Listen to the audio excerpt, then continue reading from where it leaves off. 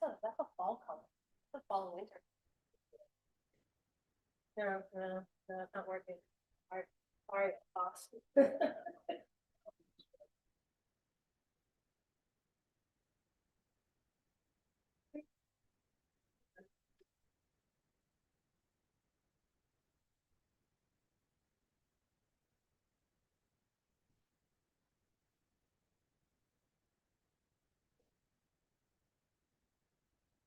No.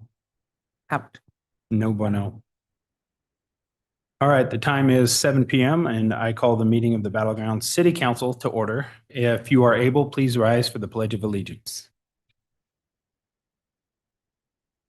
I pledge allegiance to the flag of the United States of America, to the republic for which it stands, one nation, under God, indivisible, with liberty and justice for all.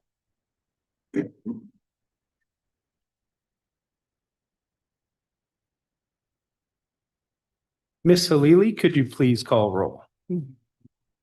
Mayor Overholser, Present. Deputy Mayor Vale, Present. Councilmember Ferrer, Present. Councilmember Munson, Here. Councilmember Kuipers, Present. and Council members McCoy and Bowman will be absent this evening. Oh, and the clerk is present. That concludes the roll. I'd like to entertain a motion for excuse of absence. So moved. Second. All right, we have a motion by Deputy Mayor Vale, second by Councilmember Ferrer. All those in favor? Aye. Aye. Any opposed? Hearing none? They are excused. All right, let's move on down here.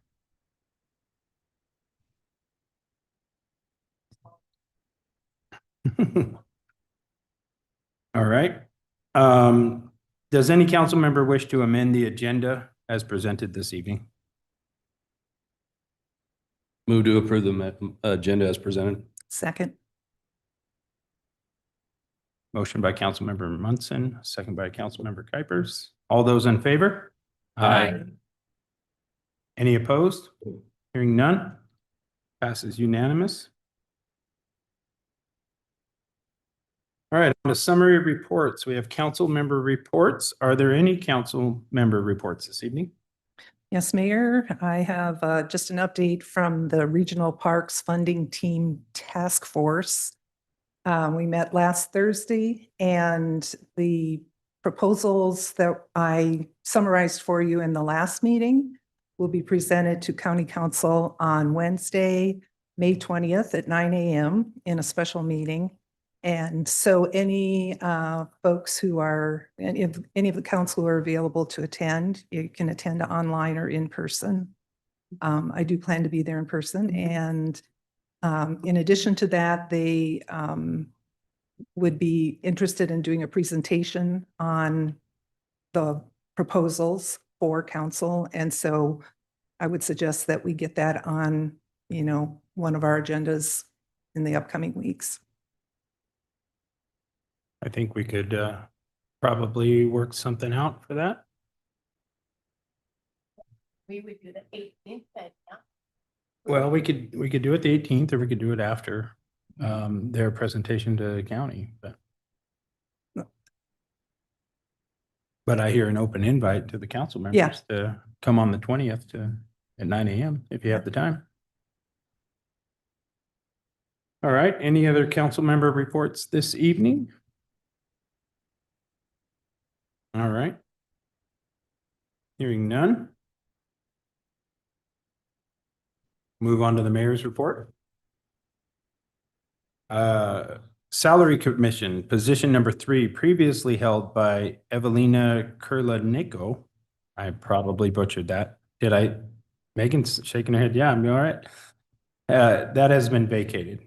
And I would like to express the city's gratitude to Commissioner Kurlaneko for her service to our community on this committee. With the approval of the council, I, as mayor, have chosen to appoint Carly Myers to the unexpired term of Salary Commission, position number 3, which ends on December 31st. And I would look to entertain a motion for that. Motion to approve. Second. Motion by Councilmember Munson, second by Councilmember Kuipers. Any discussion? Question? We had a lot of good candidates, actually. It was pretty tough to choose. All right, I'll call for the vote. All those in favor? Aye. Any opposed? Motion passes unanimously. Is Carly Myers here? No, Mr. Mayor, unfortunately, she is not feeling at her best this evening and is unable to attend in person or via Zoom. Well, I'd just like to publicly thank Carly for her application and interest in being involved in public service. So thank you, Carly. And welcome to the Salary Commission. All right, moving on, proclamations. Tonight, it is my pleasure to proclaim the week of May 11th through 17th, 2026 as National Police Week. Proclamations are not statements of policy, but are a means by which the city can recognize an event, group, or individual. Proclamations can be issued at the discretion of the mayor and may be for organizations, individuals, or businesses within or outside Battleground's jurisdiction. Individual council members will not issue proclamations, and requests for the proclamations should be directed to the mayor or the city clerk. Battleground Police Chief Dennis Flynn will be accepting the proclamation. Would you like to, well, you want to stay right there or do you want to come up to the podium? Yeah, go ahead. That's fine, Dennis. All right, I'll go ahead and read the proclamation and then I'll present it. Police Week, May 11th through May 16th, 2026, in honor of law enforcement officers in our community and communities across the nation. Whereas there are more than 750,000 sworn law enforcement officers serving in communities across the United States, including the dedicated members of the Battleground Police Department. And whereas in 1962, President JFK signed Public Law 87-726, designating May 15th as Peace Officers Memorial Day, and the calendar week in which it falls as National Police Week. And whereas there have been numerous assaults against law enforcement officers across the nation, resulting in injuries and the tragic loss of life. Since the first recorded death in 1786, more than 24,000 law enforcement officers in the United States have made the ultimate sacrifice and been killed in the line of duty. And whereas in 2026, the names of 363 additional fallen officers will be engraved on the walls of the National Law Enforcement Officers Memorial in Washington, D.C., a lasting testimony to their bravery. And whereas the service and sacrifice of all officers killed in the line of duty will be honored during the National Law Enforcement Officers Memorial Fund's 38th Annual Candlelight Vigil on the evening of May 13th, 2026. And whereas May 13th, 2026. Whereas May 15th, 2026 being designated as Police Officers Memorial Day in honor of all fallen officers and their families, and U.S. flags should be flown at half staff. And where our community recognizes that despite the hazards associated with policing, they remain appreciative of contributions the men and women of the Battleground Police Department demonstrate every single day. Answering calls for service around the clock, engaging with neighbors, and working to ensure that Battleground remains a safe and thriving community for all who live, work, and visit here. Now, therefore, I, Eric Overholzer, Mayor of the City of Battleground, formally designate May 11th through 16th, 2026 as Police Week in the City of Battleground, Washington, and publicly salute the service of law enforcement officers in our community and communities nationwide. Come on up, Dennis.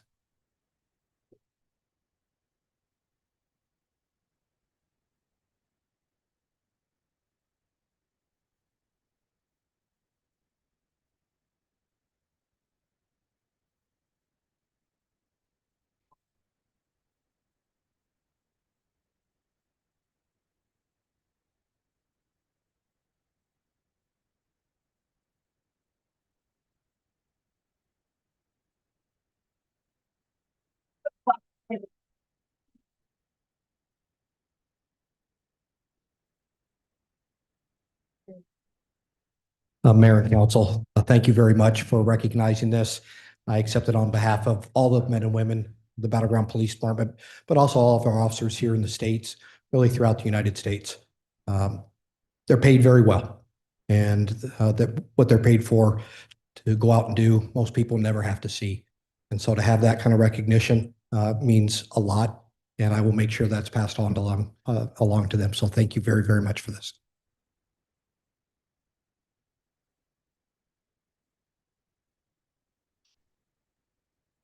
All right. Second proclamation I'd like to read this evening.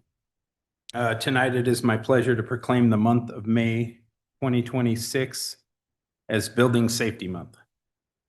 Battleground building official Josh Weeks will be accepting the proclamation this evening. Josh, would you like to step on up to the podium, please, sir, to receive the proclamation? I'll read it out loud, present it, and then ask you for a brief statement.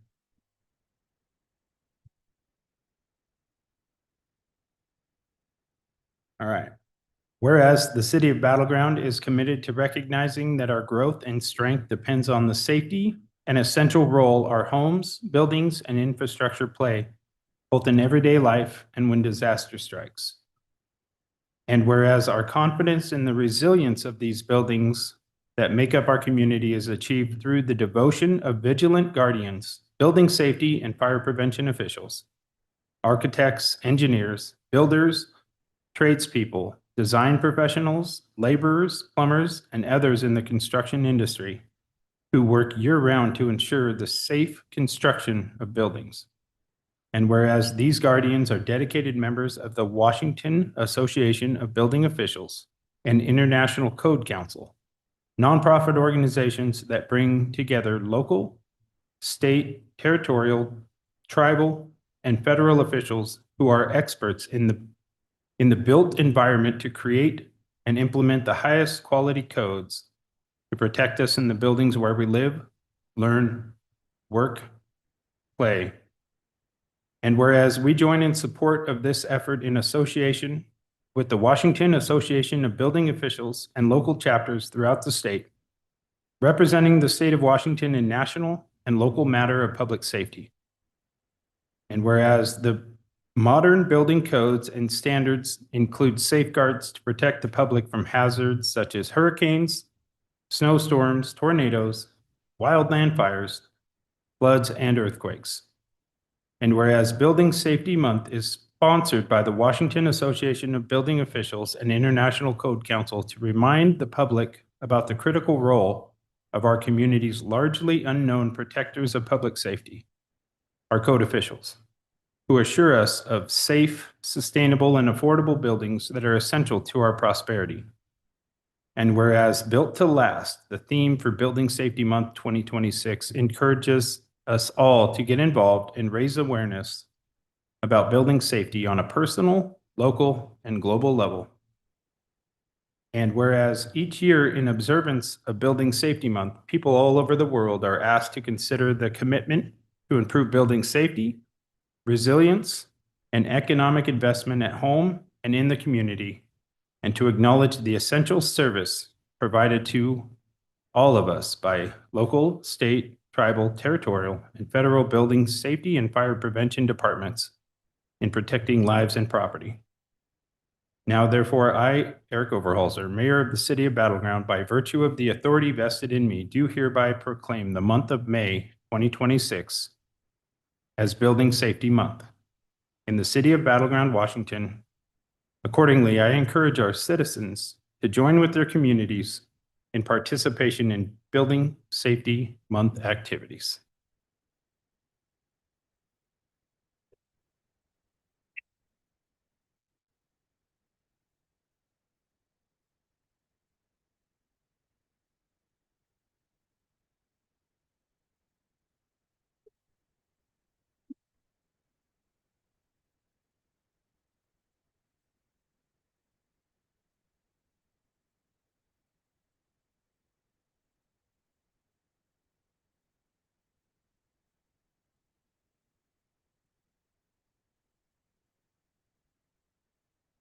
I'd like to thank the council for recognizing Safety Month.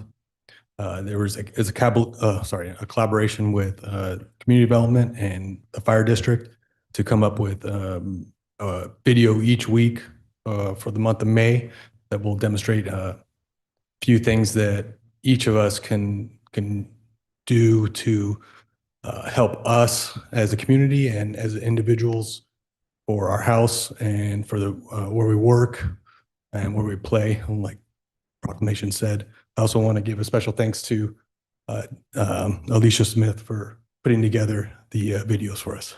Thank you.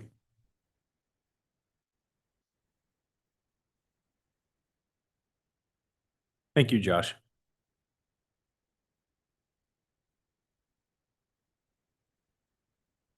All right. Last but not least, tonight it is my pleasure to proclaim May 7th, 2026 as National Day of Prayer in the city of Battleground. And Deacon Becky Manning of Northwest Gospel Church will be accepting the proclamation. Miss Manning, would you like to come up to the podium there? We had a few examples for you. I know this is your first time, so I'll go ahead and read the proclamation, and then I'll present it, and then we'll give you a few moments to say a few words. All right. Whereas on April 30th, 1789, on the very day he was sworn in as the first president of the United States, George Washington called the new nation to prayer, acknowledging before all the world that no people can be more bound to acknowledge and adore the invisible hand which conducts the affairs of men than the people of the United States.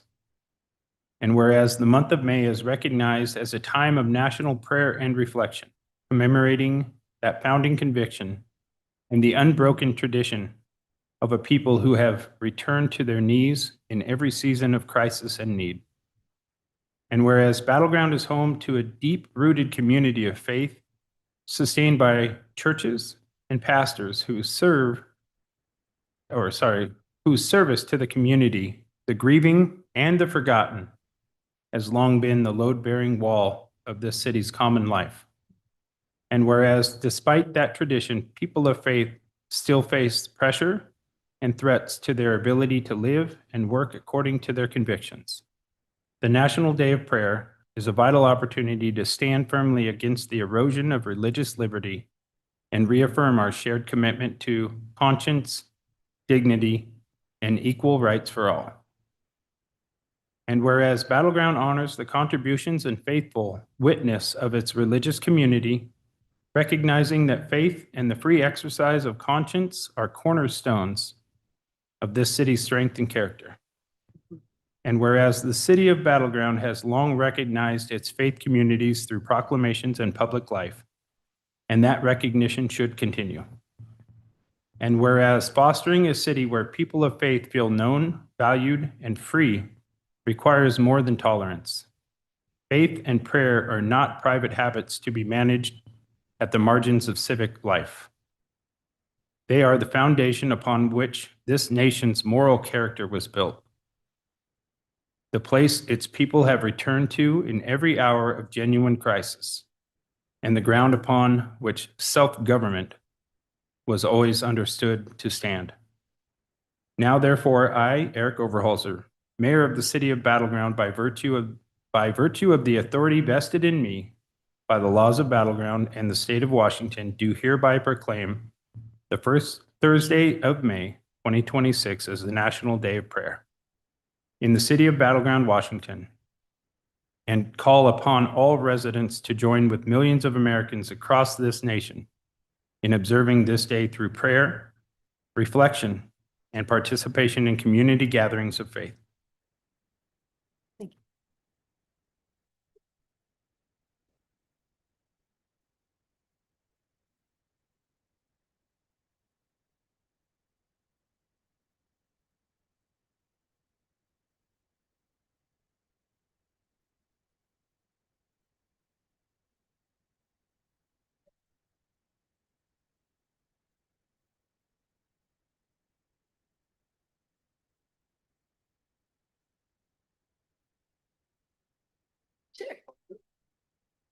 On behalf of Northwest Gospel Church and other faith-based ministries in Battleground, we just want to say we accept this proclamation. And thank you so much for valuing prayer for our community. And we just so appreciate that. So thank you. Thank you.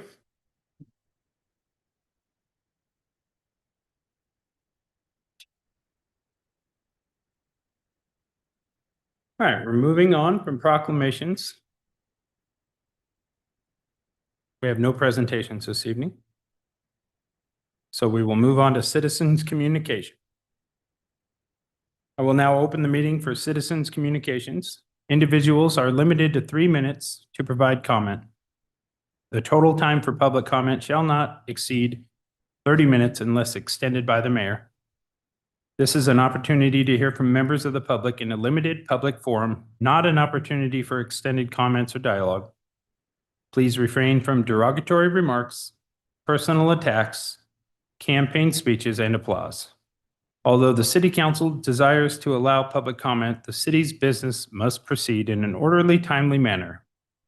If your comments pertain to an item listed on the agenda as a public hearing, please reserve your testimony for the designated public hearing period. All comments should be directed to the mayor. The council may not be able to respond to individual comments and may refer citizens to a staff member for assistance.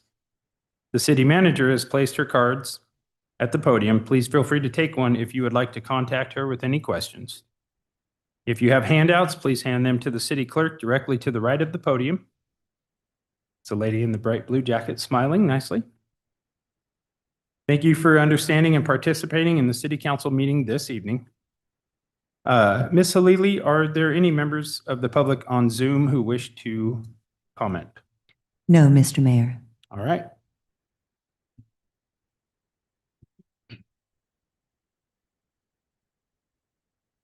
We will start off with Jessica Cole.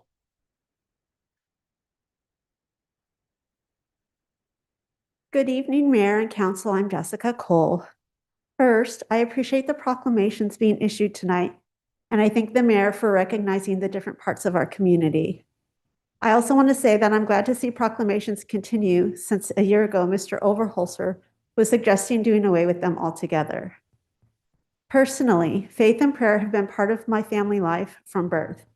I've had multiple leaders of faith in my family, including several ordained ministers and my great aunt who was an evangelist.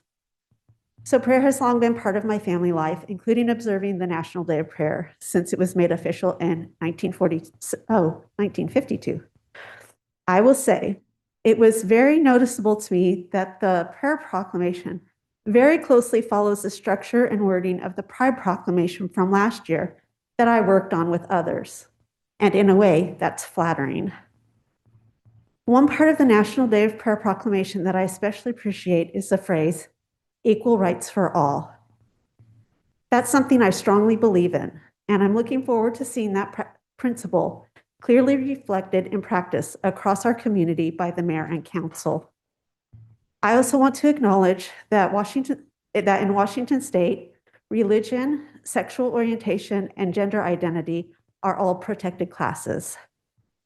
So when we talk about dignity and equal rights, I think it's important that those values are applied broadly and consistently to everyone.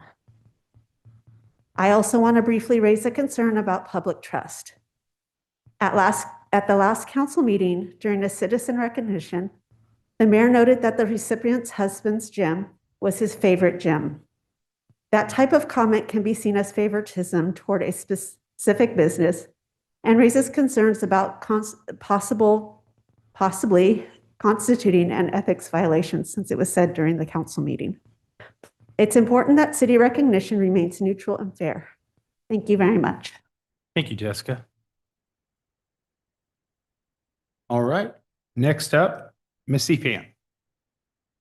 Come on up, Missy. Hello. The last time prayer echoed through this chamber, it was not in the spirit of unity or peace. It was weaponized. That night, a crowd was brought here to shout down the idea that a pride proclamation should be on the agenda. Prayers became tools of intimidation against the queer community in this very room. While people interrupted the meeting while shouting prayers, Some of the council's invited guests, some with a history of threatening my friends for acts of kindness, were given a platform to attack people's existence. This was not governance. It was a spectacle designed to marginalize and exclude. Tonight, you declare a National Day of Prayer as if it's above controversy. You claim to be under attack while holding the power to use government time to elevate your specific religion, yet you deny the same recognition to a protected class of your own citizens. This is not neutrality. It is a choice to uplift one group while silencing another. If you truly followed the book you're quoting tonight, you'd remember it calls out hypocrisy far more often than it mentions queer people. It demands compassion and justice, not selective morality. But the community is catching on. Recent reporting from OPB exposed the influence of Maddox Industrial and its ties to white Christian nationalism here in Battleground. When city officials, some connected with Maddox, fast-track religious proclamations and kill pride proclamations, the evidence speaks for itself. This isn't just a perception, it's a documented pattern. This is no longer a secret agenda. You are using the city's power to signal that only one kind of person belongs here. But we see you. The residents of Battleground are watching, and this is a blatant double standard that will not go unchallenged. You are not the victims of controversy. You are the architects of it. Leadership demands intellectual and moral consistency, qualities missing from these proceedings tonight. You are elected to represent all of Battleground, not just those who look, think, or pray like you. If a proclamation for one group is deemed unrepresentative, then that standard must apply to all. I look forward to seeing whether this council will be again applying its standards fairly, or if representation will remain a moving goalpost for personal bias. The people of Battleground deserve better, and we will be keeping you accountable. Thank you. Thank you, Missy.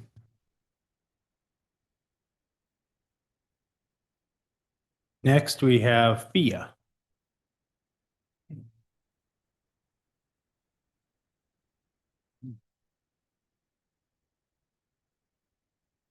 Hello, my name is Fia Marie, and I am your resident everyday anti-fascist, trans, punk rock, anarchist parent. My children attend Maple Grove Elementary, Battleground Online Virtual Academy, and Prairie High School.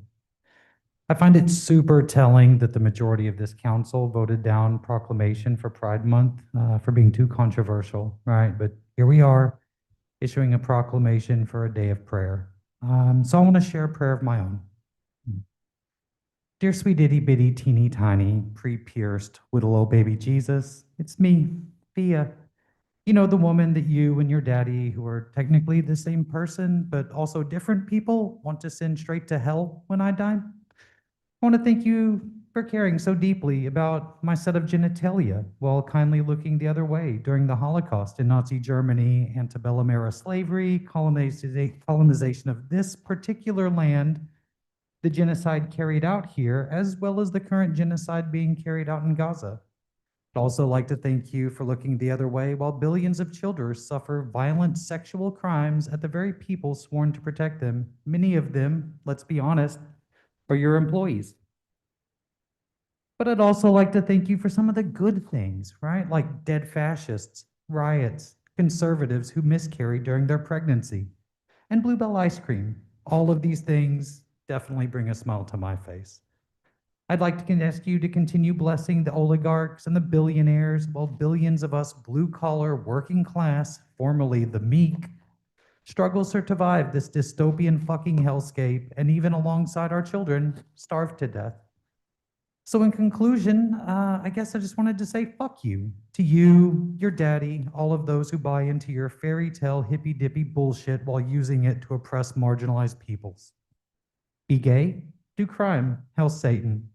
Also, fuck the police and Police Week. 24,000 is a good start, but I'm pretty sure if we try, we can pump Fia, those please numbers up. address the mayor. Thank you. Amen. Thank you, Fia. Next up, Simon.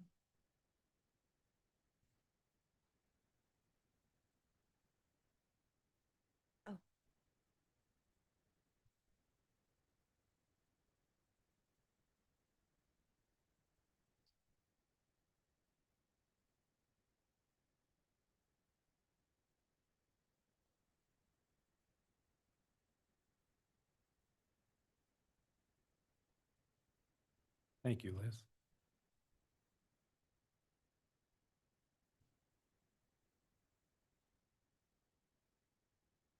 Hello, I'm speaking tonight because I'm concerned about our city.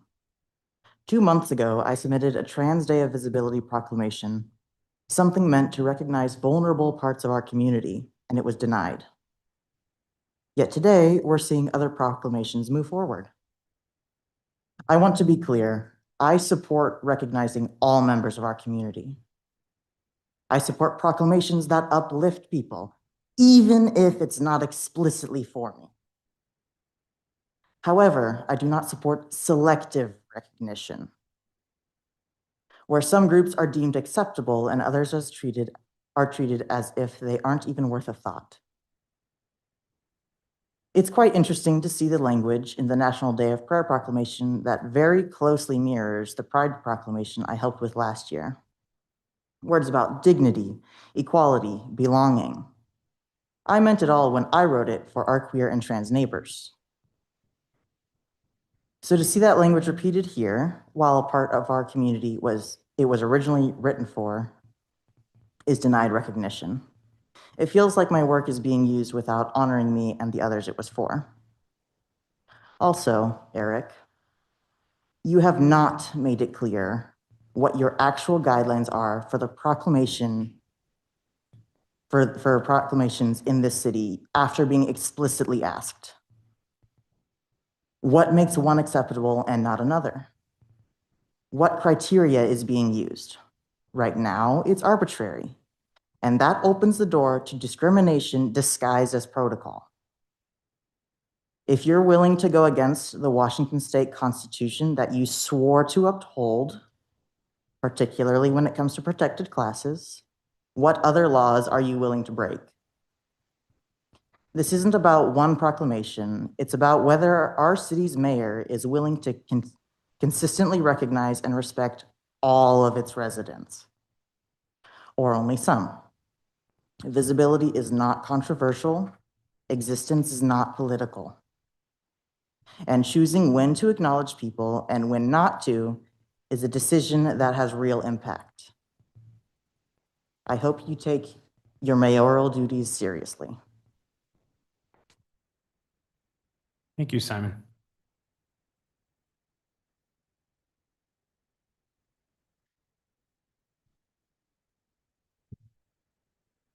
All right. That'll wrap up the public comment section. I do have a note in here, Liz, that the city clerk is to read the ordinance titles. That is correct, sir. It's required. Ma'am, you are up.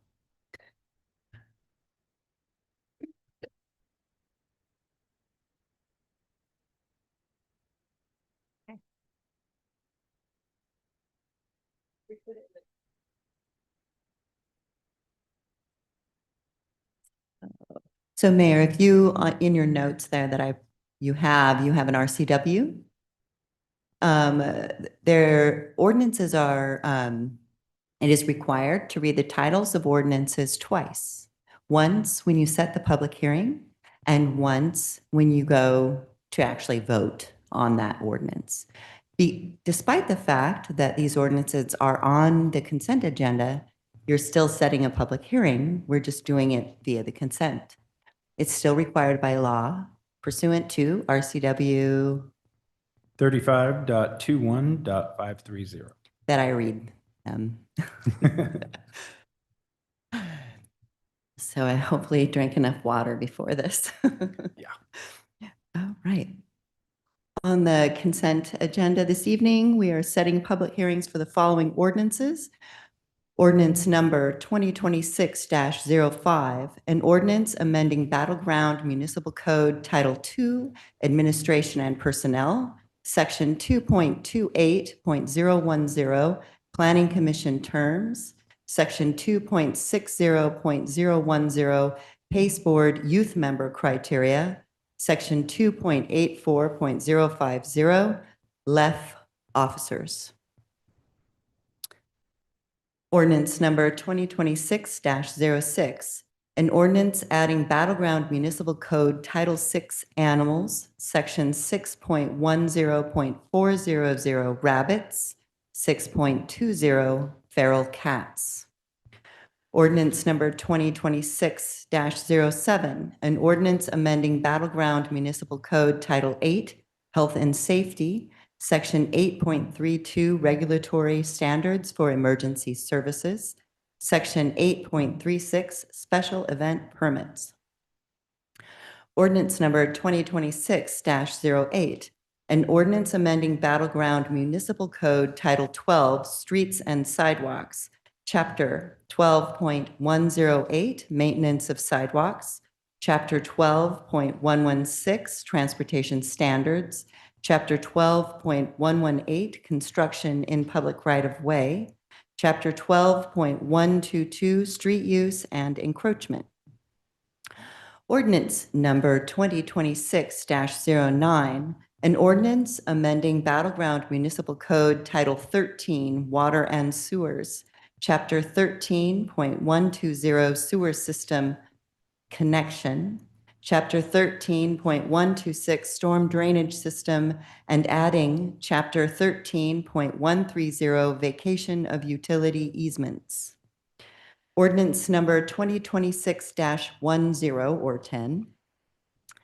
An ordinance amending Battleground Municipal Code Title 15 Buildings and Construction, Chapter 15.104 Building Code, Chapter 15.136 Public Works Construction Specifications.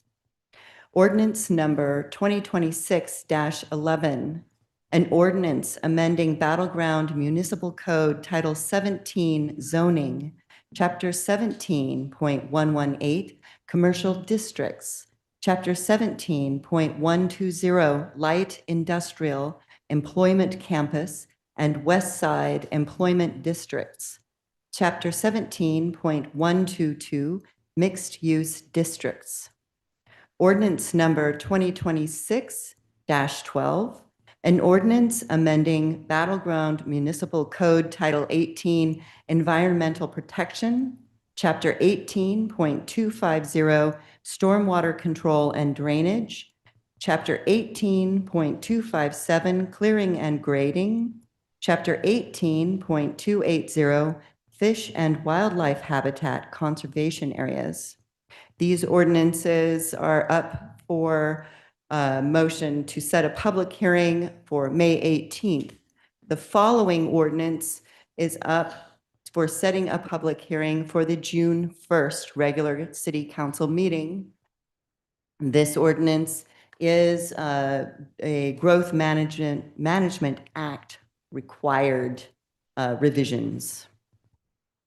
Ordinance number 2026-13, an ordinance amending Battleground Municipal Code Title 17 Zoning, Chapter 17.103 Definitions, Chapter 17.106 Residential Districts, Chapter 17.118 Commercial Districts, Chapter 17.120 Light Industrial, Employment Campus and West Side Employment Districts, Chapter 17.122 Mixed Use Districts, Chapter 17.133 Parking and Loading Requirements, Chapter 17.135 Supplementary Regulations for Specific Uses.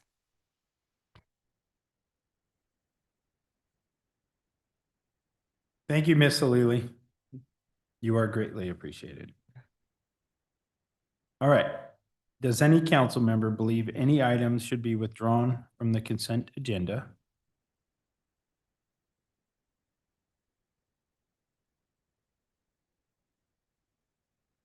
Hearing none, I would entertain a motion to approve. I move to approve the consent agenda in its entirety as presented. Second. All right, we have a motion by Deputy Mayor Vale, second by Councilmember Kuipers. Do we have any discussion? All right, hearing none. All those in favor? Aye. Any opposed? Hearing none, motion passes unanimously. All right, we just got through that. That was great. Moving on to business. Liz, is there any communications that were submitted regarding business items that have not yet been provided to the council? No, Mr. Mayor. Thank you. All right, I would like to introduce Public Works Director Mark Hersig with a update on Remy Park improvements. Good evening, council. Give me a second. I'll get the presentation going.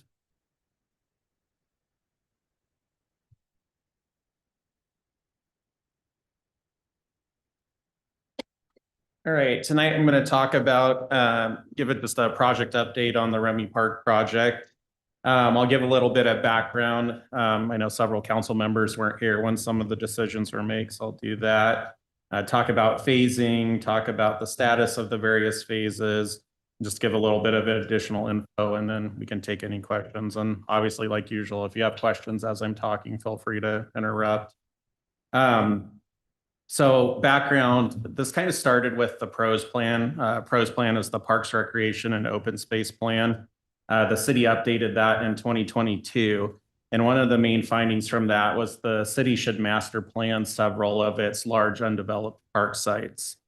So based on this recommendation, starting in late 2023, the city undertook the master planning and included Remy Park, Gardner Park, Fairgrounds Park, and the Durkee property. During this process, there was significant stakeholder engagement.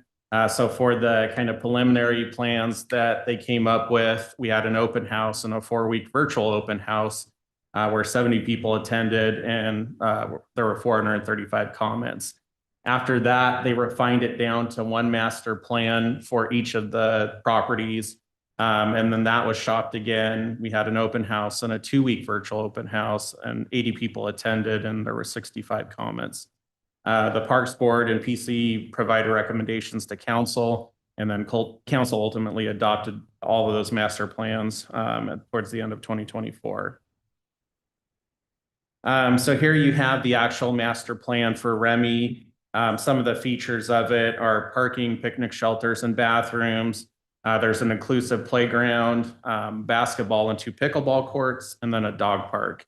Per that master plan, which was 2024, there were design and contingencies of about 3.65 million, and then construction was estimated at 5.2, and that total was about 8.85. And again, that's in 2024 dollars at this point. So why was Remy picked as the kind of first park out of that group to get started? It serves the underserved. So in that kind of geographic area, so south of 502 and west of 503, there's only one existing park, and that's in Horse Thief Canyon. It's only 14,000 square feet, so it's a relatively small park. Also, the essentially east half of that geographic area is a low to moderate income neighborhood. 55.9% based on 2020 data are low to moderate income. And that's actually the highest in the city. So kind of based on all of that, it's fairly underserved in that area. It also includes some unique features. Dog park and the inclusive playground would be the only ones in the city. It checks the box of grant applicability. So the inclusive playground and the sports courts are good targets for especially RCO grants. It checked off some wants from the PROS plan. The top 4 wants in that were connected trails, picnic shelters, playgrounds, and an inclusive playground, and it will contain all of those. And additionally, the city has owned the property since 2000 with no improvement on it. So phasing. So when we started working on the actual design of this project, we broke it up into phases. So in the phase 1, you have sort of the central area there, which would be sort of the backbone of the park. That's things like your parking, your picnic shelters, some restrooms, and then some lawn and play equipment. Phase 2 would be your inclusive play area. So that's the kind of tealish color there. Phase 3 would be over on the right. That's your sports courts. And then phase 4 would be the dog park and the additional parking. So kind of getting into the status update. So for phase 1, we're nearing 30% plans. We've got several and I should say that all of the design, as much as we can, is being done in-house by city staff. So trying to save, you saw that cost of like $3 million for it. We're able to save quite a bit off of that by doing it in-house. Some things that we can't do, like environmental permitting, the survey, things like that will be farmed out. So survey's all done. Like I said, plans are started. We're hiring the environmental consultants right now. And so I expect that all to be done this month. This first phase does have a dedicated funding source. So we were able to get $1.5 million from the state legislative. Additional funding can be provided from city park impact fees. I have a cost there of 1.5 to 2.5. And I'll say for all my cost estimates, it's very approximate because phasing lines can easily be shifted to kind of match what we feel like we should fund it. So I try to give ranges there, but like I said, that's flexible based on ultimately what gets decided. We have an anticipated construction timeline of early 2027. And then the couple risks for that are both the archaeological permitting, which goes through DAP, and the wetland permitting, which will go through ecology. Now, Mark, Yeah. sorry to interrupt, but I could be wrong, but have we known about any potential archaeological? Yeah, so that was discovered with the Scott and Way project. There are some resources out there. So not to say that there are any means project killers, but something we'll have to address as we go through the project. For phase two, the consultant, so we're getting a consultant to help out with the inclusive piece of the playground. That contract should be signed approximately this week. We did get the $0.4 million in legislative funding from this year's. Again, additional funding can come from city park impact fees, range of about $1 million to $1.5 million. Right now, we kind of foresee phase one and phase two being built together. So it'd have that same early 2027 timeline, and then the same risks for this phase. So phase three is the sports courts. Again, nearing 30% plans. We have some sub-consultants to hire, specifically lighting and then structural for the shelters that will be over the courts. There's no current dedicated funding. I did make an RCO grant request last week. That was for $728,000. The good news is even though our comp plan wasn't approved because of the issues with the county, we were still allowed to make an application. However, we automatically lost a point from our application. That may not sound like a big deal, but I looked at the 2024 awards, and essentially I'll call them the first loser, but the highest scored one that didn't get funding, had they had an extra point, they would have actually jumped 2 positions and been funded. So even though, again, it doesn't sound like a lot, it can make a difference. And then again, we've got park impact fees. Cost for that's the 2 to 2.5 million. Construction timeline, the grant decision, I believe, gets made next year. So based on that, it'd probably be early 2028 before we do any construction. And then the same risk for that one. Phase 4, and I call it phase 4 plus because again, its phasing is flexible. Same, the nearing 30%, and then any sub-consultants required will be hired. No dedicated funding.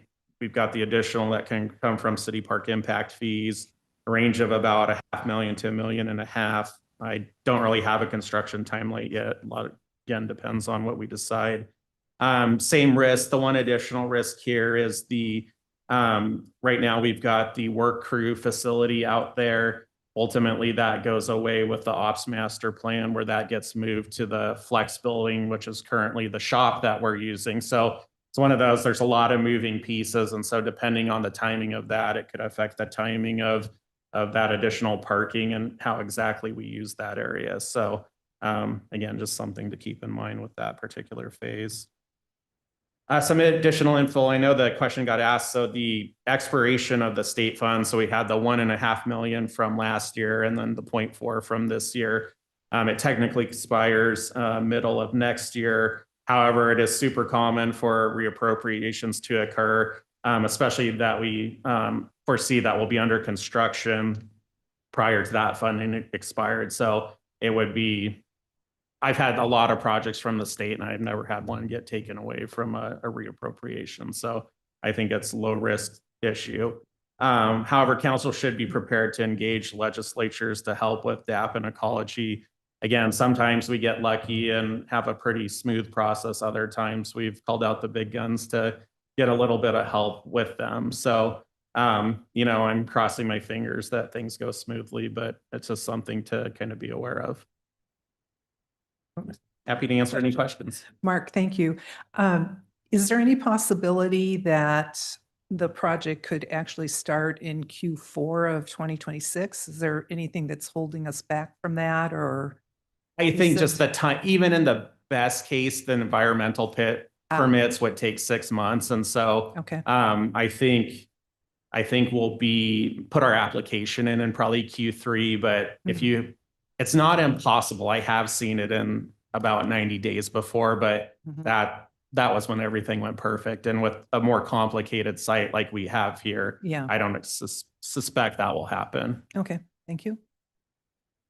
Mark, can we go back to the map view of? You want like the overall one? Of Remy Park? Yeah. That one.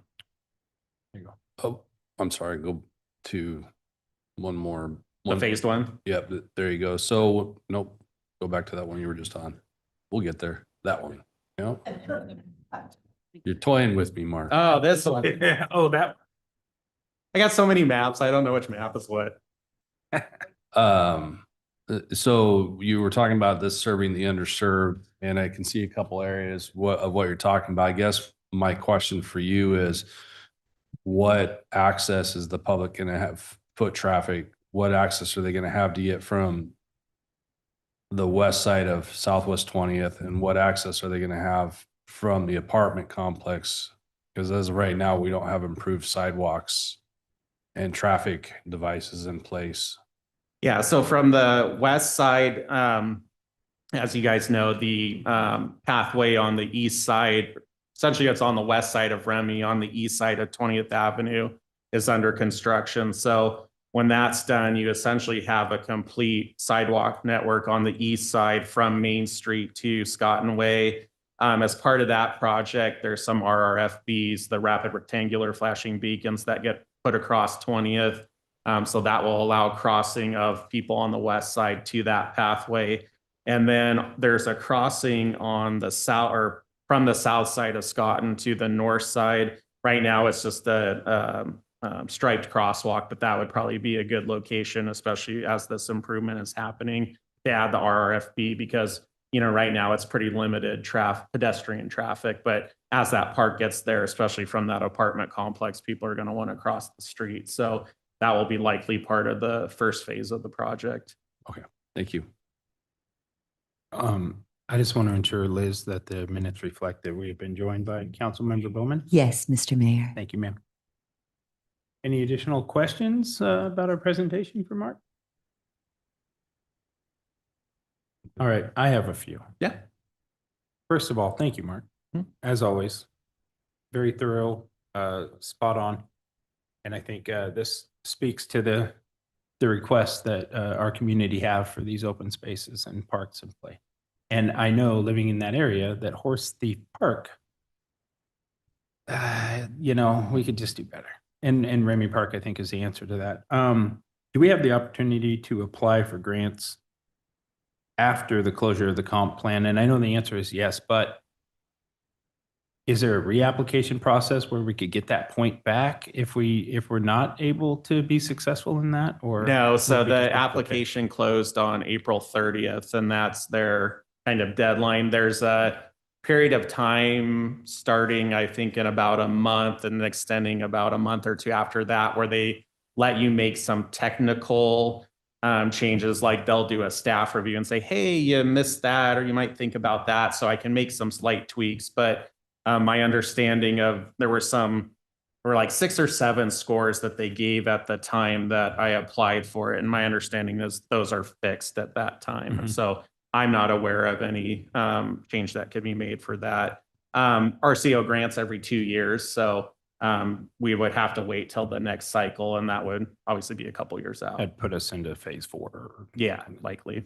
And what was the amount of the grant that we applied for? 728,000. Okay, thank you for that, county council, for potentially costing us $720-some thousand in your delays on the comp plan. Couple things, since we're building the courts as the phase 3, right? And are we already planning on having covers and lights on those, or is that like a tiering into phase 4 kind of? No, as part of, in the way the grant was scored, there was very clear to me that adding the covers, similar to how we've done at the previous, would make a lot of sense. It increases the amount of time a day you can use it, plus it increases essentially it makes it all year round. And so that was very clear from the grant scoring that would help us. So I made that as part of the application to have those covered as part of that. I like that. We agree on that for sure. Last thing I have, phase 4, dog park. How about a doggy drinking fountain? Chris already knew where I was going with this. I've been asking for these all over town right now. Anywhere we have a drinking fountain, why wouldn't you just add the doggy drinking fountain, make it more pet friendly? We have the poo bags and all that stuff. So yeah, I mean, that obviously makes sense to me. There's a lot of fun feature. We can have a lot of fun with the dog park, fire hydrants and, things for dogs to do, the drinking fountain. Yeah, I've seen a lot of good examples. So we'll kind of search for the best of the best and try to incorporate that into what we design. thank you, Mark. Yeah. Any other questions for Mark? Go ahead. Can I ask about the design of the over-covered areas? What is the height of those? We haven't started that design yet, but Okay. Both basketball and pickleball have a recommended height, like, from the ground to that, to make sure you're not like shooting a basketball and hitting the roof type of thing. So we would likely try to at least provide the minimum so you can play without hitting the lights and stuff like that. So so it could look like the ones that are over on Quantus. Yeah, when that one was designed, they had the same recommended heights. So it would, I assume, be very similar, if not exactly the same. Last question. And I think I already know the answer to this, but I don't mind asking it. The courts, phase 3, they are going to be running north to south, correct? This is for all my pickleball people. Yes, so I've heard that comment. And so, yes, we wouldn't intend to match whatever makes the most sense for the players. And that one's a new one, so we can actually rotate it. Whereas with the existing, we were Stuck with the stuck with what we had. Yeah. No, understood. That's the answer I gave them when they brought that to me. All right. Any additional questions? Hearing none. Mark, thank you as always. Appreciate you. All right, moving on. Administrative reports. Are there any reports from staff this evening? Yes, Mayor, we just have one. I'm going to have turn it over to Rob Ferrier to tell you about the upcoming Battleground University. Thank you, Chris. Council members, the calendar just turned to May, but we're already looking ahead to the fall. And one of the more high-profile public outreach efforts that we do is BGU, Battleground University. All council members should be aware what this is. But for the benefit of the public, it's a series of classes that we teach to educate, engage, and empower is the phrase that we use for residents, teaching them the ins and outs of local government, how the city operates, why it does what it does, that sort of thing. Registration is now open. It opened today. It'll run through the 14th of August. Class size is limited to 25. And so if you know of folks who are interested in applying to be part of the program, I would encourage them to apply sooner rather than later. We typically give preference to Battleground residents first. You don't have to be a resident of Battleground to be part of the program, but those who live here get first dibs, so to speak. The classes will begin September 1st. We'll have a series of 5 classes that focus on administration, finance, public works, community development, and police department, public safety. They'll be every 2 weeks, as I said. We'll be done probably towards the end of October. And then at the first council meeting in November, we'll have graduation. And so those that attend 4 out of at least 5 of those sessions will graduate. And so we look forward to this. And if there are any questions from council members, please feel free to let me know. If not, you can always find more information on the city website. Just go to our homepage and in the search bar, put in Battleground University, and it'll take you right to our page. That concludes our report. Thank you, Rob. Moving on to council communications. Are there any council member communications this evening? Please use your pad if you have anything, just so I can keep everything in order. All right, first up, we have Councilmember Kuipers. Thank you, Mayor. As the council knows, we just formalized the ordinance. Let me get the number in front of me here. 2026-04, the RV conversation that we had last week, last meeting. And that goes into effect. That was passed into law. It will go into effect, I believe, this Wednesday. So we'll move forward with that process as is. But I do want it to see if the council has any interest in revisiting that ordinance in an upcoming meeting, in light of the fact that we have additional information that we received from the fire marshal on concerns. And we had some additional questions around impact on insurance and some other things. And I think we have some data that we probably just need to look at and make sure that it now reads the way we want it to read and that we're comfortable. There was a lot of work put into that, time for public comment, and you know, a lot of big concerns from the citizens. And I know it's probably not going to be popular to bring it back, but I think it's never too late to make sure you've made the right decision. So I just put it out there to see if the rest of the council has any interest in revisiting that after it goes into effect. I'll chime in on this one first. I agree with you, Councilmember Kuipers, that and this one I think I can accept responsibility for as well. I probably should have at some recommendation as well reached out to Chief Drone and had that as part of the consideration for that ordinance. And we didn't. I didn't have that as part of the consideration, and it wasn't part of the conversation. And you know, with the information that we have now at hand from Fire Marshal and Chief Drone, I think it would be important to at least look at it from that aspect of public safety, fire safety for first responders, but also insurance purposes as well, all noted in the information from Chief Drone. And I think it would be really good to revisit that as a conversation and a discussion when Chief Drone can be here as part of that conversation. I know we had a lot of information from him that was really good, but I would love to have him in the room as part of that discussion. And that's just my opinion, but I would love to get a temperature from council on whether we want to put that back onto an agenda when it will fit Chief Drone's schedule.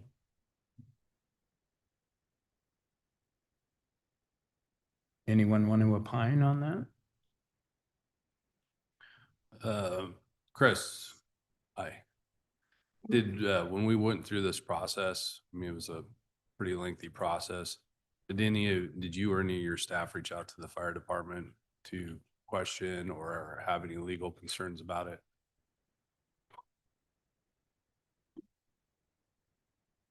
I'm gonna look down the line. No. No, but I feel like it was discussed a little bit in a With fire- previous meeting with council. If I 'Cause we recall, it was discussed it. brought up by a council member that we should probably check with the fire department. I don't know if we did. I know I didn't personally. And then what date did we set a date for 1 year from the pass of the ordinance to revisit this? I believe we had the discussion up here that we wanted Yes. you to set it up for revisiting in a year from now. Yes, I think primarily with the number That of was the number of- RVs in the front. But yeah, we have a tickler to revisit that in a year. So, Mayor, I'm all for revisiting it. And I'm all for looking at the data. I wish we would have had that. I don't know what Councilmember Kuipers is thinking about what her date of revisiting it is. So I'd like to know. Yeah, I just thought I would not want to wait a year. I think that we should look at the information because it's going into effect now as was approved. So I think we should take the data that we got, the information that we received from the fire marshal. We should look at insurance data. There's some historical data that we can look at from the fire marshal. There's not a lot, but there's some historical data on incidents. I think we'd just have another conversation to make sure that we're comfortable with where we landed and that we shouldn't make additional changes. And if we should make additional changes, I don't think it makes sense from a safety aspect to wait a year until we have more data, because the risks will still be there. But again, we can weigh those risks once we have more information. So I think it's a conversation. I think we need to have the conversation sooner rather than later. So maybe at the fire marshal's earliest availability. I guess, again, like I said, I would like to see the data. Yeah. And I wish we would have had, I mean, because we'd been working on this for a while. I wish this would have been brought up before. But the way I see it is I'm understanding your concern, but I think this would fit me more in a study session.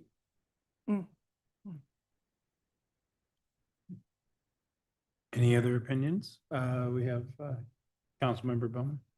Thank you, Mr. Mayor. Two things. I think that not only the fire marshal, but I think our building official should be involved in that, because they are the ones that, and correct me if I'm wrong, Mark, is this your department, or Kristen? That would be the person that is enforcing the international building codes and international fire codes. That used to be Chief Drone at one time, was the building official and the fire marshal.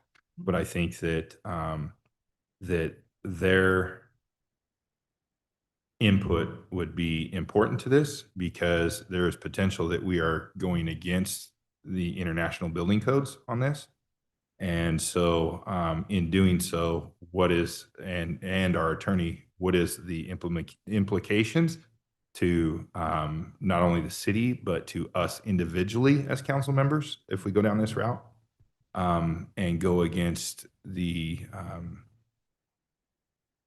normal practice for adopting international building codes. And so I think that's important. The second thing, I think that, and I could be wrong here, and I don't know if we have the attorney online, but I think we would need to do this in a motion to reconsider, to bring it back and be voted on, because it was passed. And so reconsideration would need to be by a majority of council. Am I right? A motion to reconsider would have had to have taken place in the same meeting or the next day if the meeting's considered. We did discuss with legal the idea of either amending or rescinding. That's sort of the two choices. But either way, I think you would still have to go through the process and the motions of what you did when you adopted this ordinance. So in other words, deciding what you want to do, if you want to amend it or rescind it, going through the process of setting a public hearing and adopting another ordinance. The process that you just went through, you'd have to follow the same process to change it. But to bring it back to look at, because it has been passed, would need to be an amendment or a rescinding motion that council could say yes or no, with a majority bringing it back. Well, I think there's a request to bring it back, just depending on what council wants to do at that next meeting. So even a motion to rescind doesn't say nullify it all of a sudden. You would still have to go through the process of what you just did when you changed the code in the first place. Same with a motion to amend. If you wanted to just change up an item or two, it still is going to follow the same process. There is no, delaying it or suspending it, if you will. That was sort of this idea that maybe if we had a motion to rescind, say tonight, it was not going to stop the implementation of the current ordinance 2026-04. Which I understand that, but my question is, does there need to be a motion tonight to rescind or amend to bring it back? I think- Because From what I'm picking up. I think if it's you want to okay have expedite a it. discussion about it. And then when we have the discussion, we get more information, then we would make the motion to then either rescind or amend or whatever, and that would start the process. So if we make the motion now, we don't have the information to enact the amendment or, you know what I mean? So I think Yeah. I I don't care either way. If Is that- if it's coming back, I don't care either way, but I've never been a part of something that has not had a motion when it's been a prevailing, the prevailing side has to bring it back. Otherwise, anybody could have brought it back. I could have brought it back. I wasn't here that night, so I'm not one that would be making the motion, but I was always under the assumption that the prevailing side needs to make a motion to bring it back to look at. You are correct. So if Councilmember Kuipers is wanting to make a motion, she was on the prevailing side, she could do that tonight. Okay. Or I thought under council-member reports or discussion that perhaps any council member could place an item on a future agenda. But either way, yes, you're correct that if you're wanting to move forward with either amending that ordinance or rescinding it, she could make a motion, or those that were on the prevailing side of that vote. Councilmember Munson. So if we go with the option of doing a study session first, so we can be thoughtful and provoking into how we're going to move with this, and remind me, because I haven't really been paying attention to the screen up here, but is our attorney normally in our study sessions as well? And if not, can you have them available for us so that we can ask all the pertinent questions that need to be asked? I mean, they could be a part of the study session, but I think if a motion is made, it would have to be put on a regular agenda. But what I'm asking is, if we don't do that motion, but we make it a study session, can we have our legal team available to us for that study session? Yes, we've had our attorney present in some cases at a study session, so we can certainly do that. Thank you, Ms. Swanson. Councilmember Ferrer. Thank you, Mayor. Let's see if I can, there you go. I'm actually just you mentioned some things. I'll just let you know, I'm actually comfortable with how I voted. My understanding is setbacks, the fire marshal is mentioning in the letter he sent, is used for building code setbacks and not parking enforcement or storage for trailers. So I don't know what we are expecting to change here. People have already been allowed to park their trailers and their RVs and their boats on their side yard prior to this change, and also in their backyard. The only thing we did as the council, we decided to allow flexibility to our property owners. So, yeah, I'm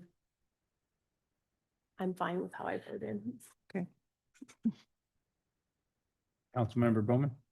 I would suggest that it be in a motion form then, because I think what we're going to find out is just because stuff was allowed didn't mean it met our code. And that does not, setbacks are setbacks. That's not physical structure. That is a setback to the property line.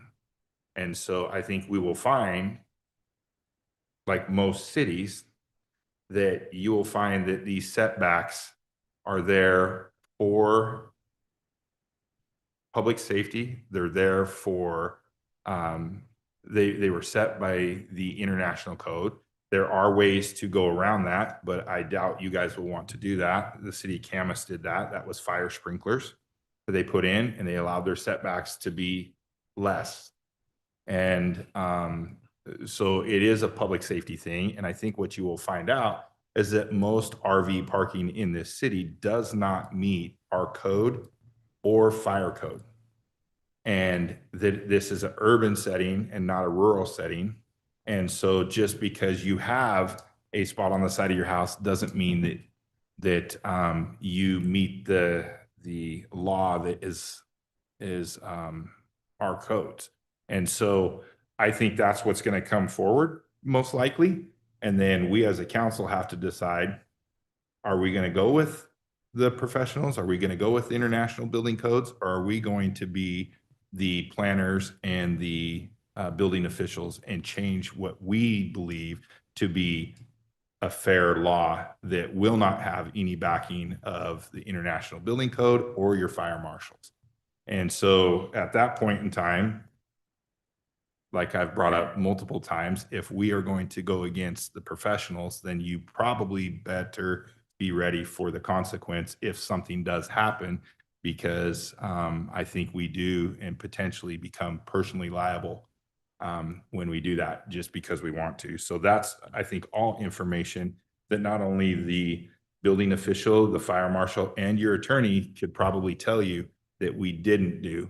And I think that we need this in a motion form to bring it back.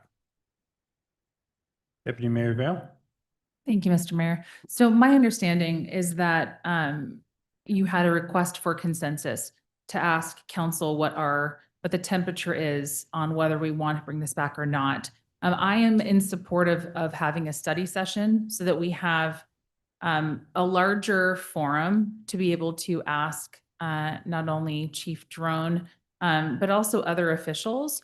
So to make sure that if we do need to bring this back and to change the language, that we know exactly the language that we want to add, all of the setbacks, that we can have all the information available at our fingertips that we need to make this decision correctly.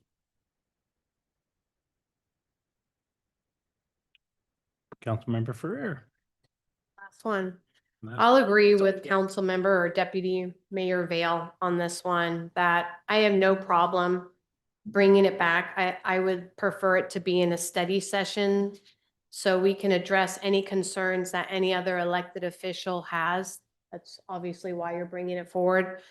And we can have further conversation with that. I would just want us to point out that in the letter that the fire marshal sent us, it said, while these provisions do not apply to RVs or travel trailers. So that's why, but my other concern, I just want to put a seed or have us think about this when we move forward, is Councilmember Bowman just mentioned that many of our citizens currently do not meet the code as it stands. And I just want this council to remember why we brought this governance manual up on this dais to begin with. And it was to help the citizens who were getting violations brought before them, and they were going to be hit with, fines. So we're bringing this back up, and we're going to be talking about potentially changing it, and we're going to be right back to where we were. So again, I have no problem. You're an elected official. I will always support an elected official who wants to bring something up and ask questions. But I will be transparent, let you know that is in my mind right now, but I will be open. I have a question. This is for staff, clerk. The ordinance is already going into effect. It's been stated that if we wanted to even look at modifying amending or rescinding that, we would then need to make a motion. But is it still within our right to have a study session and seek more information on that ordinance prior to making any motion or movement on that ordinance? The city attorney, Sean Mumford, if you please correct me if I am wrong. I believe that you could have a study session to learn more about the ordinance and how it relates to any reports or letters that you've received from the fire marshal, the building officials, in just gathering information, moving forward with bringing that ordinance back to amend the ordinance or to rescind the ordinance would require a public hearing. It would require a new ordinance. So, but Sean, would you agree with me there, Attorney Mumford, that they could hold a study session just to learn? Yes, I don't see any reason why that would be a problem. Thank you. Thank you, sir. Thank you, Mr. Mumford. Thank you, Ms. Halili. I think that's the route we want to go then. I would like to direct staff to set a study session where a building official and our police chief can be present to present any applicable variances that we didn't already consider when making this ordinance that could apply to this ordinance, and just get some more information on this. I don't necessarily think we need to open up the whole thing again. We've already decided on how many you can park in front of your house and where you can park them. But I do want to know more about setbacks, fire code, building code, and just overall safety of the public in Mayor, may I consideration to that. You gave council or you gave staff direction for the study session, but I would ask that we also have our attorney available as well. And the attorney, yeah. Let me amend that request. Council, can I get consensus on that? Is everyone good with that? Thumbs up, thumbs down, thumbs up all around. All right, here we go. All right, Still- thank you. Any more council communication? Hold on. Okay. Thank you, Councilmember Kuipers, for bringing that forward. You're welcome. Any other council communications this evening? Go ahead and chime in. Should I request to speak? Yeah, Okay, all right. Councilmember Ferrer. Okay, thank you.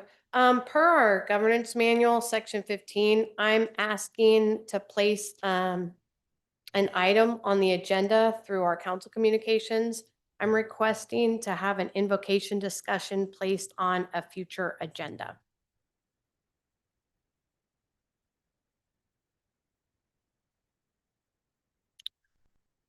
Okay. Specifically, should I give a little bit like clarity on what exactly? Okay, I see. Yes, yeah, please. okay, okay. Yes, do that. Specifically, I'd just like to, for us again, have like the discussion. Seems to be that's the way we're doing things, to discuss things. Maybe have staff look into how other cities are handling invocations to see if that's maybe something that would be fitting for our meetings, and to see if that's something that we might even be interested in doing on this council. It just seemed good since we had the proclamation read and it talked about the new nation was called to prayer. So I thought maybe this would be a good time to maybe bring up this discussion and see if that's something this council is interested in. Deputy Mayor Vale. Thank you, Mr. Mayor. I just wanted to state that I am in support of that also. I think that that would be, it's very timely and appropriate.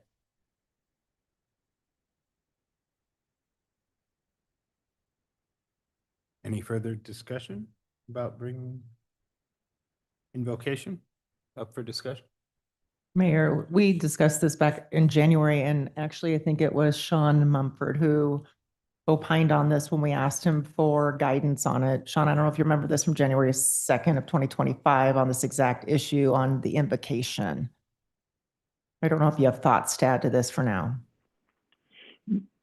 Well, the only thoughts I have is that it would be something that would need to be studied carefully and implemented carefully. So, well thought through.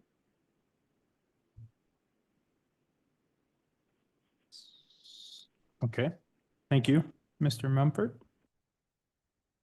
So we're looking for council approval, right? We need a consensus to bring that back on. Yeah, Yeah, whether that be like a study session or an agenda item, that's up to but you you guys. asked to have it placed on the agenda. Okay, okay, So we'll go with that. okay.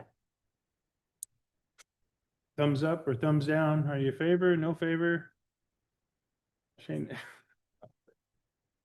Okay. All right, looks like we have a consensus. 5-1. Or well, I got thumbs and all over the place. So we'll look at bringing that back, probably based on our agenda load Yeah, in the next few months, I'm gonna guess. I would say in the next few weeks or the next few meetings at least, not months, Yeah, but next maybe. few months is Yeah, 3 meetings. Yeah, okay. Can I ask a question? Yeah, please. Because this is in the governance manual and it is part of, the governance manual is actually being reviewed right now.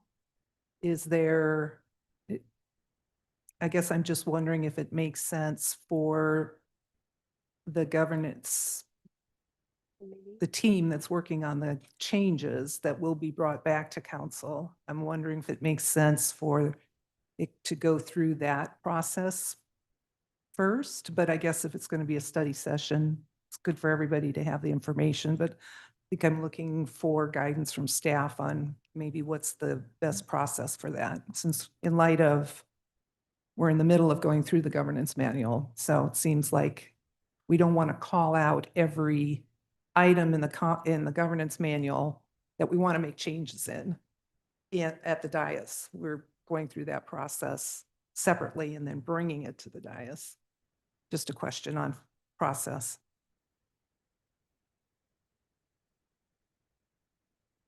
I think if there's a change, let's just say to implement an invocation, it changes the agenda and the items that are listed on that, and that is outlined in the governance coordinating manual. So maybe a discussion and decision on whether that's something council wants to do, or it probably should be discussed in a public meeting.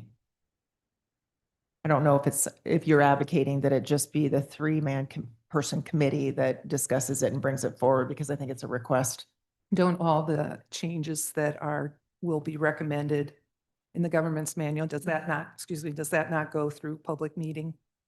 Eventually it'd be rolled up into a resolution and voted on by council. And depending on how many items have changed, I would probably recommend you break that up depending on what the changes are. Yeah. And when are we looking at having recommendations from the governance coordination committee?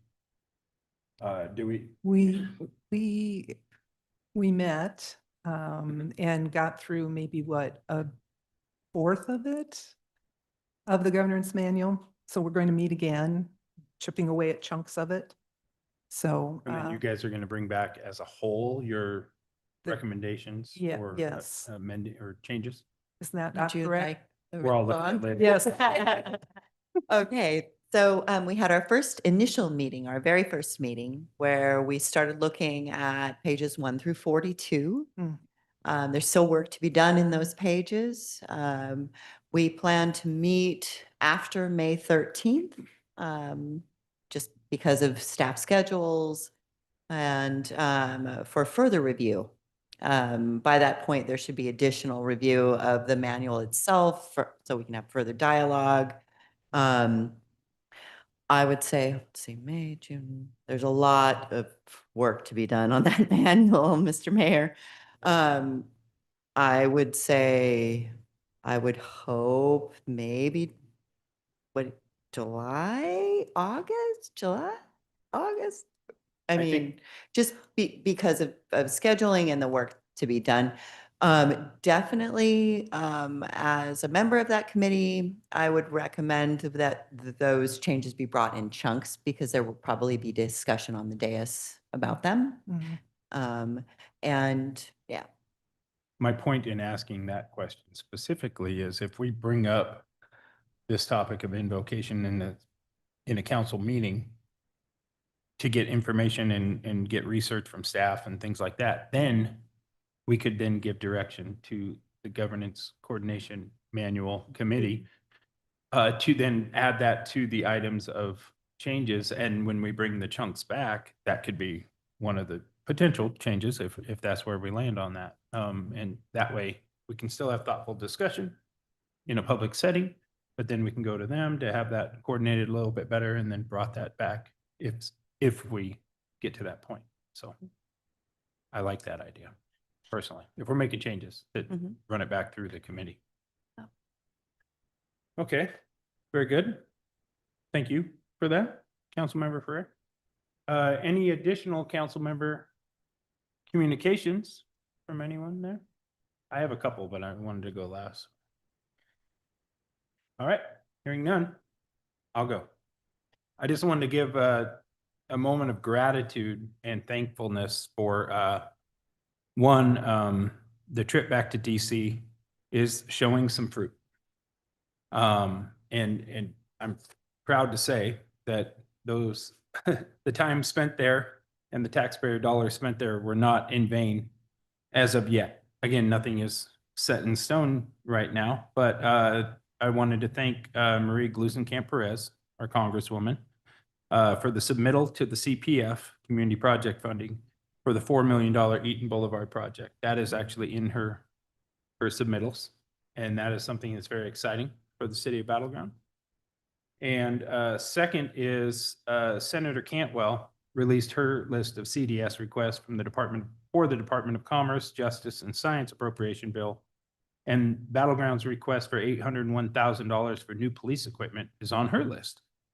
And again, as most of you might know, this does not necessarily guarantee funding, but knowing how much the senator's local staff pushed for this project, we're optimistic it'll stay in the final bill. And appropriations bills are working their way through the U.S. House of Reps now and should be done by June. And then we'll move forward to the U.S. Senate for consideration this summer. Final passage not likely to occur until after the November election. But some good news. We got some stuff on the plate right now. And so just thank you to Senator Cantwell and Congresswoman Glusenkamp Perez for their efforts in helping Battle Ground achieve success. So I am just very appreciative of that. And then I wanted to, Battle Ground Art Alliance reached out to us in the email. And then we also had some letters waiting up here on the dais for us. And I just wanted to recognize and support the vital role that our local art and artists play in the growth and identity of our community. Some of the things that I would love to have, like some art shows or an art district, or get their buy-in on some, I don't know, artistic rendering on roundabouts, or some way to display our local artists and the Battle Ground Art Alliance and our community and the work they do. It's not simply an aesthetic addition, it's a meaningful driver of economic development, cultural identity, and civic pride. I'm reading the letter word for word right now, by the way. Communities that invest in local art consistently see increased foot traffic to local businesses, stronger tourism appeal, and more engaged residents. Public art, local exhibitions, and artist-led initiatives create spaces where people gather, connect, and feel a shared sense of belonging. And that could be a small piece in our new Remy Park, or, you know, something like that. But I really think it's a neat idea to celebrate our artists here locally. And the skate park is a great example of that. And I just want to incentivize and encourage that to continue to happen, and want to take part in that as council to allow that to continue. So that's my 2 cents. Let's go back to the agenda here. Continue reading. All right.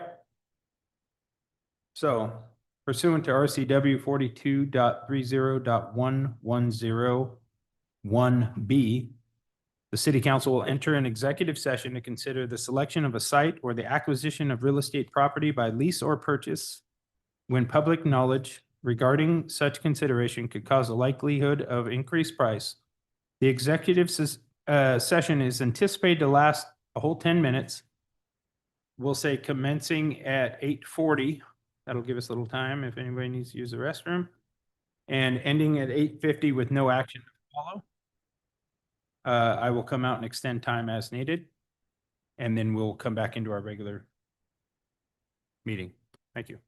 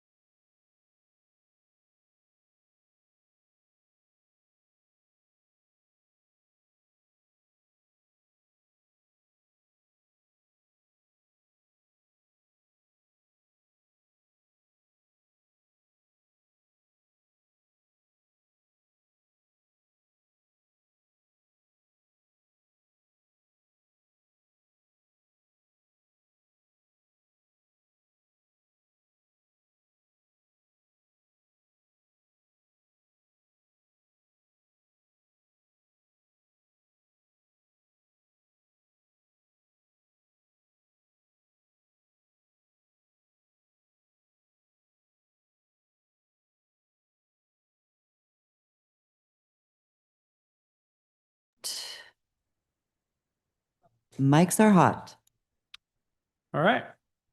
Time is 8:50 PM. I call the meeting of the Battleground City Council back to order. And pursuant to RCW 42.30.1101I, the city council will now enter an executive session to discuss the legal counsel representing the agency matters relating to agency enforcement actions or to discuss with legal counsel representing the agency litigation or potential litigation to which the agency, the governing body, or a member acting in an official capacity is or is likely to become a party when public knowledge regarding the discussion is likely to result in an adverse legal or financial consequence to the agency.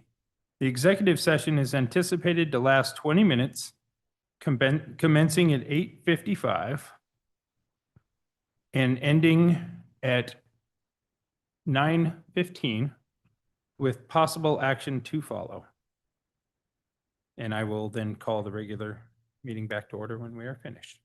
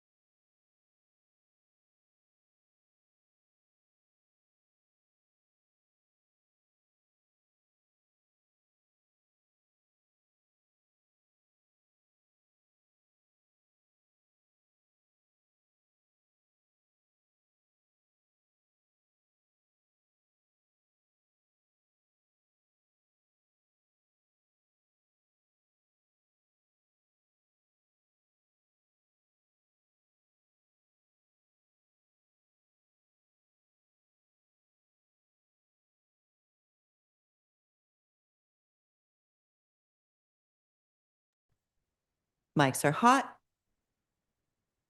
We will be extending the executive session meeting for an additional 20 minutes until 9:35 PM. Thank you.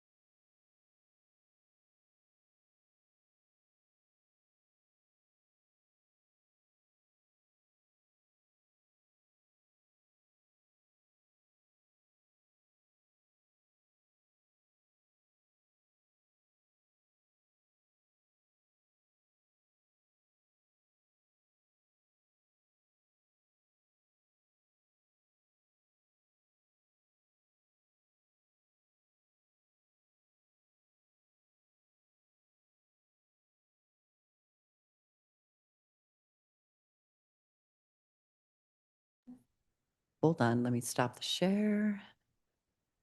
Mics are hot. All right, we are going to extend the executive session an additional 10 minutes to go until 9:45 PM. Thank you.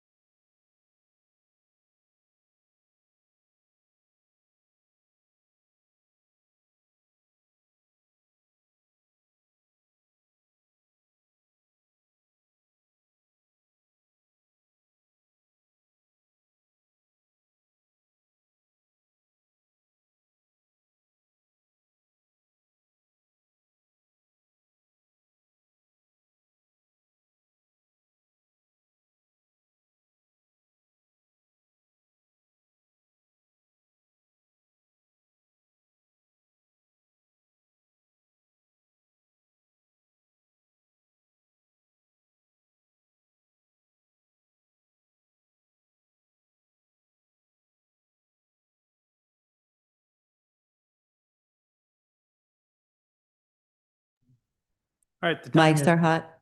Oh, sorry. The mics are hot. Thank you, Liz.